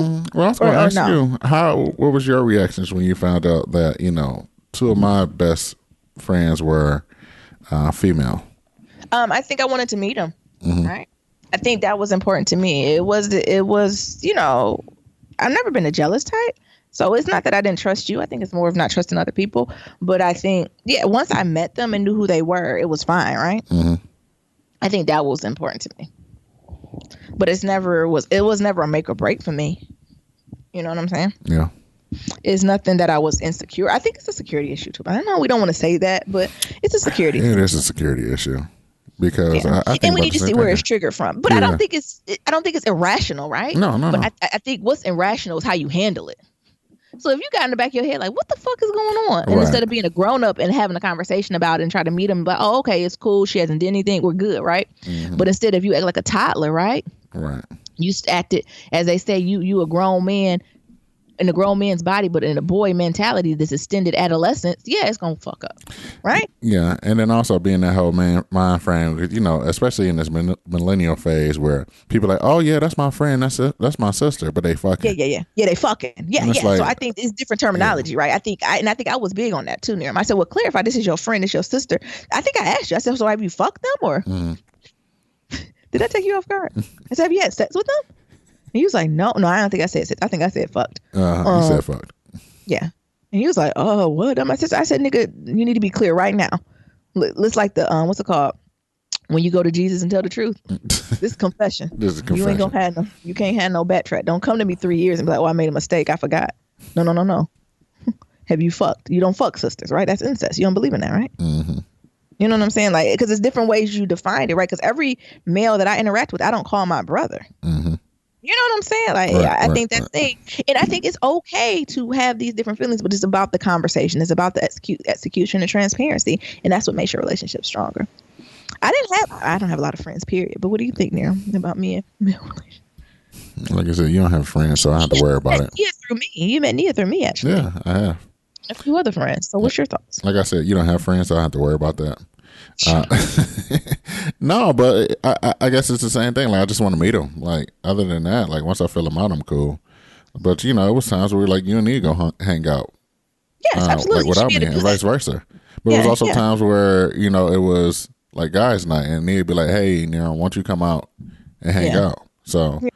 And I see it as more, this is more stereotypical. Like, I see it from a man perspective. Like, I want to check this nigga out. Like, what if he cut crazy, right? It's almost like, let me feel this. Who is this? Like, it's just filling them out, right? Yeah. But I think it's like, and it can be an awkward, hard conversation, but I think sometimes you have to have it. And know what's your style in your relationship. Like, Niram and I, we always got to end with humor sometimes. And I think that's how I broke the ice. Like, all right, these alleged sisters, you fucking them now? Like, let me know. Don't have me going over here. And then also, when I'm meeting them, make sure you engage with them on other levels. So I'm like, you dating anyone? Making them, just bringing them back to earth. But I don't think it's not wrong to have that in the back of your head. I think that's human nature, but I think it's just how you handle it, right? Yeah. And acknowledge it. Yeah. That's for me. We got one from Philip, episode 137. Congrats and recaps. Said, what's up, long lost cousins? First, let's start off by saying congratulations to the both of you on the big move. May God continue to bless you on this journey that he has prepared for you at the table of blessings. Amen. I'm going to put that on. Prepared at the table of blessings. We're going to add that to the manual. To the, ain't no German Shepherds chasing you. A journal, a gratitude journal. Secondly, the hawk is a bitch ass nigga. Throw the whole entire character away. He is a bitch ass nigga. And I don't like that. Like, that's what I meant to say when we was talking about that. What's it called? Bigoted Backshots. Mm-hmm. Well, never mind. Nope, we're done. We're moving. Go on. back. I want to hear you holding back, Nyambi. I'm not holding back. I'm just having couth nuts. Here's a list of Marvel Cinematic Universe. I'm sure Nero will enjoy these while living his best house husband of Colonizer Valley life. I am in love. You did this. I want to watch this in order now. Yeah. Well, I was going to ask him, Philip, is this in order? Is this how I should watch them? Yes. To figure it out where I need to be? Yes. He's amazing. Oh, you're the real MVP, my nigga. I want to do, is this a way to get this? We should just buy them on first of all, I think Nia got them on. Nia, I think I'm calling in a favor. Yes, I think Nia got all these movies. I think Nia has all of these. I'm calling in a favor, Nia. Nia, I need all of the Marvel what is it called? Cinematic Universe. Let's send them movies. 4 or 5 at a time. Yes. And we'll do it like old school Netflix. So that way, your whole collection ain't going. We'll send 4 or 5 at a time. No, I know Nia. Nia got on Blu-ray, DVD, and on digital download. Just give us the passcode, nigga. You don't have to give us a passcode. No, that'll keep us honest to make sure we can have the real movie. Mm-hmm. Maybe we should put this on Instagram. Are you about to read through them? No. Put it on Instagram. I think people want to know. So just put it on Instagram. Because if we read through them, we still going to fuck up on the titles, I think. Yeah. And it says, lastly, Nyambi, you were dead on with Atlanta's TLC creep reference. I'm glad to see I wasn't the only one getting those 90 pajama vibes. If you haven't checked it out, the cast in action with a deleted scene. So he gave you a link that you can go check the deleted scene from. I told you that I thought I was crazy. I was like, oh, they doing a spoof of Creep. Mm-hmm. So I seen the video and there was like singing and shit. Like, so I creep. That's the initial. Before I even seen the episode, I was like, oh, they about to do some dedication to whatchamacallit. Mm-hmm. Like TLC. Like they about to do some type of talent. Like that's initially when I thought. And I was like, oh shit, this don't got nothing to do with Tia. Right. I done missed it all. Mm-hmm. All right, the next one. This is from Shalana, but I think we should save this for Monday for Kitchen Table Talk. Okay. So we're gonna say it's a long one. It's all right, Shalonda. You know you always give good stuff. So it's I think it's kind of an update and a question for us. So on Monday we're gonna answer that. I just don't want you to think that we're ignoring you in that email that we didn't see it, right? Mm-hmm. The next one is Juliana. The special says the funny eyes is the blackest thing I've heard all week. You sound like my aunties on that one, Naomi. Them funny eyes, you know what I'm talking about? Mm-hmm. And everyone can have funny eyes, humans and animals. I just seen a dog with some funny ass eyes today. I told you, don't trust them. I went running at the park and I was like, this dog got like 2 eyes. Look, what? Oh, you mean 2 color eyes? Just 2 separate color eyes. And one looked like a human eye. Dogs with human eyes are scary. Yes. I feel like they've been reincarnated as a human. I've been looking at them like, is you trying to tell me something? Shit. Do you need to be free? Look, Gerald, do you need to be free? Because dogs with human eyes look like they're piercing through your soul. Because, usually dog eyes are just really big and, one color. But when they had them human-looking eyes, Jesus. And it don't matter what color the human eyes are. They're crazy. You reading the next one here? You can go ahead. The next one is from Lana. The subject says interracial couples. It says, hey, y'all, the other day I was having lunch with a girlfriend of mine and 2 black men came in with white girlfriends. One guy in particular was giving his girl extra attention, and what I could see, it read like he was trying to protect her from us. Probably. The 2 black women the 2 black women, I found myself irritated wondering how black men really view black women and wondering why they would give these white women the power to feel like they were better than black women. Come on. They empower these women, making them feel like they can speak sassy about black women and make comments about us. Niram, why do black men turn their backs on us sisters? I know that the black girls have shortness. We have shortness in their speech and emotions that fly high as a billboard. We really hold our opinions and sometimes we roll our eyes, look in and snap our fingers in our nets. I don't care. I added that. But aren't those the things that make us a boss? What will it take for brothers to appreciate us? I think black women's souls make us extremely special. Will you just discuss interracial couples? Thanks, dude. Never mind.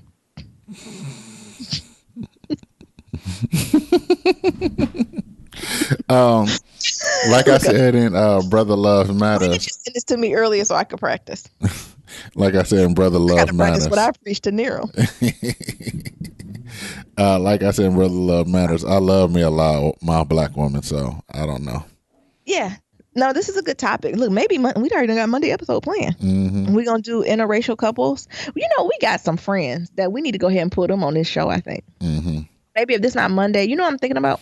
I know who you're talking about. Yeah, maybe we can just go ahead and put them on here. Yeah, once you reach out to you, for free. Do we know any black men that's dating white women? Nope. Like, even if the relationship ain't ideal, I don't think I know any. Like, I know interracial couples, but I don't know any. I don't either. So my boss. She definitely can't be on here. Oh. That's halfway decent, right? I forgot she dating a black man. That got some sense, right? Right. I told you, I'd be waiting for the ball to drop, and it never dropped. Every time I come in, I'd be like, I feel like the rainbow go over my head. The more you know. The more you know. Like was it Jesus and Mero? Mm-hmm. That's what I feel like happens every time she opens her mouth. I'm like, what? Damn. But no, it is something to be said, right? Mm-hmm. And it's something going there. Because also, I want to say, sometimes y'all niggas think we be checking for you and we not. You know what? Just throw the whole nigga away. You said throw the whole nigga away. If the nigga out there with the white girls, he ain't for you. Yeah, but the thing is, no, I'm with her. I know what she's talking about. Like, because sometimes black men, I've seen this too, come in and they'll be holding a white woman hand or white past woman. I don't know which one. And they'll see a group of black women or brown women, right? Or Latino, whatever. And they'll get like super defensive. Mm-hmm. Like, we gonna fuck her up, right? Maybe you are. Ain't nobody checking for this booger wooger. Okay. Like, and where is that even coming from, right? You know what I'm saying? I told you I get to the point where you had a nigga. I don't want him. But she's right. It is something there. That has to be called something. Well, you never seen, maybe you don't pay attention there. Like, it'll be like you said, they'll be in a restaurant and he'll hold her a little bit tighter while slightly making eye contact with you. I don't pay attention to that. And you be like, whoa, nigga. And then we go with our sassiness. You ain't even, we down the list. You ain't even, But it is something there, right? Mm-hmm. And I would say 80 to 90% of the time, we ain't even paying y'all no mind. But since now you done brought my mind to it. I do got some shit to Well, say. baby, every time we go to a restaurant, I hold you a little bit tighter too, and just look around at everybody around there too, to say, yeah, this is mine. But you really haven't seen that. But like, she's not lying. Like, I have seen that.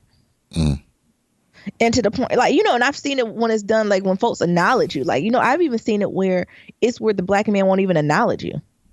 Like, because you're like crossing path to the point where like they'll put their head down or look away. But a white woman has to be the one to acknowledge, like, oh, we're crossing paths, scoot over. Like, I don't know what comes along with that.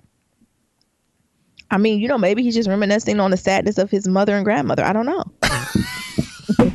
But what? But that's a personal problem, not mine. Yeah. You know, like that's what I'm saying. That like that's their shit, and I don't even want to take that shit on. But I brought a white girl home one time, and my family damn near lost their mind. Oh, well, yeah. I didn't think you brought her home, but how'd that go? Well, yeah, I was just bringing her home to get to the end point. Yes. Ain't shit. But what your mama do? Was your mama your sister or your niece? Which one? Both. My mama and my sister. What about your niece? Well, she was a baby. She wasn't there. Okay, and how'd it go? What the fuck? I hope you don't end up like your brother. I said, what? Oh my God. I said, he got grandkids. What are you talking about? You got grandkids out of this. They're part of the family. But I don't have a one strong way or the other about interracial relationships. But I do have a problem when, like Sis said, niggas do be trying to like, they poke the bear, right? Yeah. You be like, child, ain't nobody care about your. Come on, let's call a spade. Nobody cares about your white Nubian princess. Okay, no one cares about you and your kingdom. No one cares. Niggas are limit testers. We test the limits, and we be like, well, let me see how I can get up under this chick's skin because I got my white princess here, and she ain't got no man. Ha ha ha! I win. Let me see how. Because he done got hurt. Oh, hurt people. So sister done hurt his feelings, told him his dick was little. Yeah. Or told him his belt was fake. So he got a white woman that can buy his belt. Who don't care his belt flake. Right. Or be like Jennifer Lewis. The dick was so little he got to put it in my ear. Oh my God. Did y'all see that Jennifer Lewis Breakfast Club interview? Run to it. Pause and run to it. It was amazing. That, I think I was tearing a tea. I literally almost spit my damn tea up. She said, yeah, can't do nothing with that, baby. So put it in my ear. I said, not your ear. But that she old kinky. Tell me, you got to do something for this. Right. I also want to, because I want to get her book, but I know she has a chapter called the Dick Down Diva or something like that. Mm-hmm. And I just want to talk about how she just took this control of her sexuality. Like it was something, the way she was breaking that down, that I would like to unpack with the folks. Okay. But I'm saying, but no, I just want to validate and affirm what Sis said. Like, she's not crazy. Like, you're not crazy. You're not making it up. And Negroes do it. And it's not, and I want to be clear. It's not like I can guarantee you, I wasn't there, but I can guarantee you these black women were not staring at this black brother or his white women. I guarantee you that, right? It's the thing where they outwardly like try to make eye contact with you to get shit rolling. And the thing is, they don't realize we're going to finish the shit. How you just know he ain't had his head on the swivel? Bullshit. Because in the school of Nero thought we make eye contact with everybody. But the thing is, you make eye contact and you give like the head nod. You acknowledge, you right, with a friendly. You don't give with a grimace or like, you know what I'm saying? Mm-hmm. And that's what it is. And Sis is not making this shit up. Anyway, okay. You reading the next one? You can go ahead and do that because I get these voicemails prepared. You still don't got them ready, Jesus. So it's from Juliana. It says chemistry. It says, so I've not been feeling myself, my best self. Tired from, yeah, I'm sure you are. Yeah, from teaching and taking care of the kids. I'm not really feeling so sexy. Sometimes I just don't feel like sexing. Yeah. Do y'all ever feel like this? How do you get out of it? We're going out to dinner tonight, but taking the kids. Why you say, or why did I read it like that? Because I feel like, and the kids is coming. The kids is coming. Shit. You got to get them kids out the house. Like you got to treat them like little puppies. You got to get this energy down. All right. Time for them to go to bed.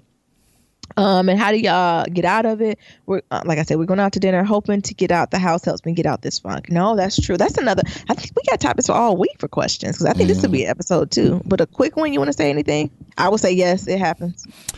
Get a babysitter, go get a hotel. No, but it's not even about the sex and move, right? Because I'm assuming they're kids go to bed, right? You know, that's one thing my friends are telling me. Children go to bed, right? Oh. The younger, the easier, right?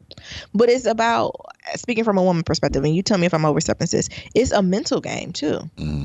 Like, it's not just about being physically ready, right? It's about being mentally ready. So if we want to talk about the physical ready, right? Girl, get the coconut oil, get you some maca root. You know what I'm saying? Mm-hmm. Get to feeling good. You know what I'm saying? Maybe let the air hit the I'm doing too much, but What? Tell me more. it's ways to physically get in the mood, right? And to physically like prepare yourself, even if you're mentally not there. But as a woman, that's not as enjoyable, right? You know, physically you can do what you need to do, and you know, blah blah blah blah blah. But it's about mental intimacy, right? And what do you do when you have mental blocks? That's what I take this as. So, since I think now it's time to get to breaking down, you know, what's holding you up, right? So I see this almost related. You know, some people can't sleep at night. Like, dang, I just could not sleep at night, right? And it's not that your body's not physically tired. Your body's physically tired, but it's your mind's running. So it's like it's almost unpacking that. Like, is there something playing in the back of your mind? Or is it the opposite? Are you getting bored? I know that sometimes boredom will put up different blocks for me too. Like if I'm bored or not intellectually engaged or, you know, creatively engaged, that then trickles down to other areas of my life too. But again, we'll add this to the list and we'll unpack it more next week. Cause y'all know I like to be a little more thoughtful than off the cuff. Cause you know, with our show on Fridays, we just go off the cuff so we can get our reactions. But we'll make sure we'll pin this and come back to it and give, you know, a couple more, you know, tips too, like tips and trills. I'll do some research. It might be like it's time for like a extended weekend or something, and like trying to get out the house, or especially when the weather getting better, you gotta get out the house, leave the kids with somebody, with grandma, aunties, and like just have an extended vacation. Yeah. And y'all might have to even get to a point like it was an extended weekend. Like the first day might just be talking, just to reestablish that intimacy. To be like, dang, where you been? What you been up to? Even though you live in the same house, go to that same bed every night. Sometimes you be like, damn, what you been doing? And like just having them realist conversations. But again, let me ask around to some of my other friends and some of the elders I go to for their advice and tips. But physically, go ahead and start with maca root and coconut oil. Don't forget about the coconut oil. Yeah. All right, then we got two from Black Love Matter. So we got a couple from BlackLoveMatters.com. We got one from D in regards to episode 140 when Naomi was talking about them edibles. And it says 5 stars, lit episode. I love us, and I am with I am with Nearums with the S. Go to the cookout. I got to peep Jennifer Lewis book. Yes. Yeah, get Jennifer. Like, I haven't got it yet, but I'm getting that. I think that's going to be my weekend to do. Like, I have to get this book because she's speaking to my spirit. Please go to the cookout. I wish I was there. Yeah, I'm going. I think it's. Is it next week? I wrote it down. Like, it's like a real thing. Like, I went to it. Like, it's legit. I'm going to go to it. Please go. I told you I'm bringing a Hawaiian roll. Okay. Then D wrote another one for 139. Guess who's back? And it says, "Yippee, y'all back! 5 stars. How come every time the DirecTV commercial comes on, the one with the black guy, I imagine that is Nero." You know which one she's talking about? Yes. Oh, okay. I'll send it to you. Oh. You know, niggas kind of look alike. Yeah. No, I'm just joking. They do. Definitely according to white people. All right, we got a couple of voicemails too. Oh, we got voicemails? Yeah, I told you. That's why I want you to read the stuff because we got a couple of voicemails. Oh, you know what? I forgot we took last week. I'm like, we got a lot, don't we? We took last week off. Yeah. Right? So I forgot. It's been, what, 2 Fridays? Yeah, it's been 2 weeks. You're right. All right, let's see if this is going to play. It will. Oh. Yeah, every week. Night Ambi, please. Positive feedback. Episode 138. What up, Aaron? Miami is missing, but I did enjoy episode 138. This Brother Loves Matters. I enjoyed it. Oh, Jesus. I think y'all hit on some good points. It's nice to have a male perspective on things. You know, that whole insecurity where you with your man in a relationship and you have a male best friend, because I have plenty of male best friends and we are just friends. is intimidated by that, that is just your man having insecurities. Yeah. Because I have experienced it, and I will not bow down to a man of mine having any insecurities, because confidence is the sexiest thing that a man can have. And if I'm with you, I'm with you. That is it. But there's also a respect level there in your relationship where that man should no longer be insecure about that, because you show him that you respect him in a companion-like manner. As far as interracial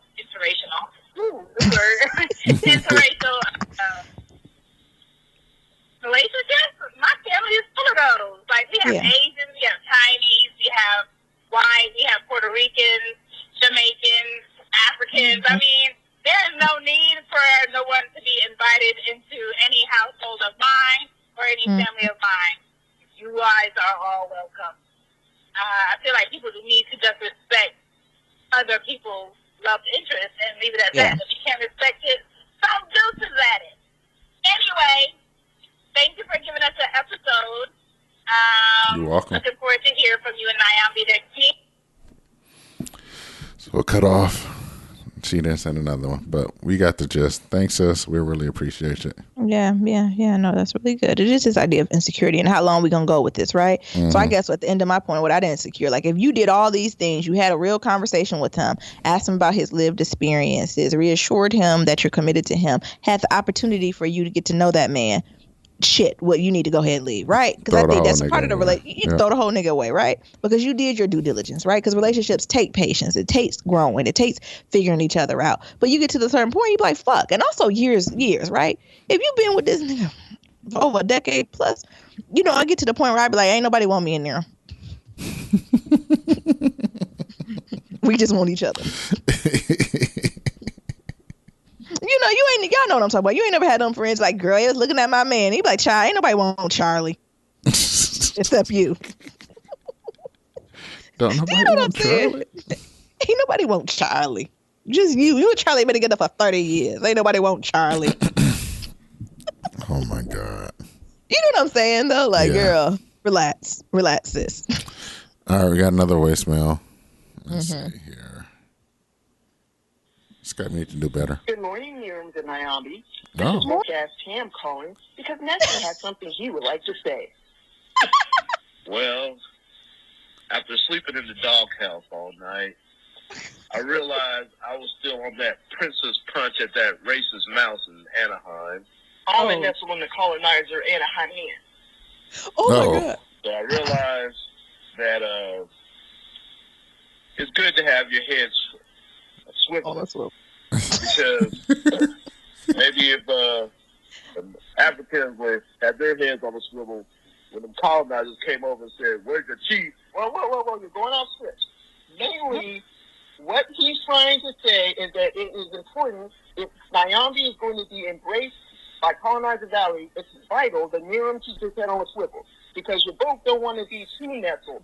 Because when shit goes down, and it will, one of you need to have common sense to grab the other's hand and run away. Yeah. All right. That's all we got. Have a blessed day and see you guys soon. Bye, Miriam. Bye, Nyambi. Bye, y'all. Bye, y'all. I love them. You gotta keep your head on a swivel. If I ever get a book deal, I don't know if that's gonna be the name of the book or a chapter. You gotta have your head on a swivel. Yes. Neil is making everyone to convert to that. Jesus. Keep your head. It'd be true. You gotta. It ain't no. It's not a convert. It's a law of life. Oh my God. Look both ways before you cross the street. The German Keep your Shepherds head on a swivel. The German Shepherds aren't after us. Laws of life. What did you? Why I keep editing the book? That's volume 2. But that got to be like the second law you learn. Like the stove is hot. You know, it's like life lessons. The stove is hot. The stove is hot. Look both ways before you cross the street. Keep your head on the swivel. Jesus. Anyways, good episode. Glad to be back for the first Shout Out Friday since we've been back. And so to submit your Black love story, Go to blacklovematters.com to submit a question for Kitchen Table Talk. Shoot us an email at blacklovematters@gmail.com to leave us a comment about anything. Head on over to that website. We also got some merch there. You can also leave us something on SoundCloud, or we got that voicemail, and that's at 508-784-1111. That's 508-784-1111. Talk to y'all later, and remember, love is ever evolving.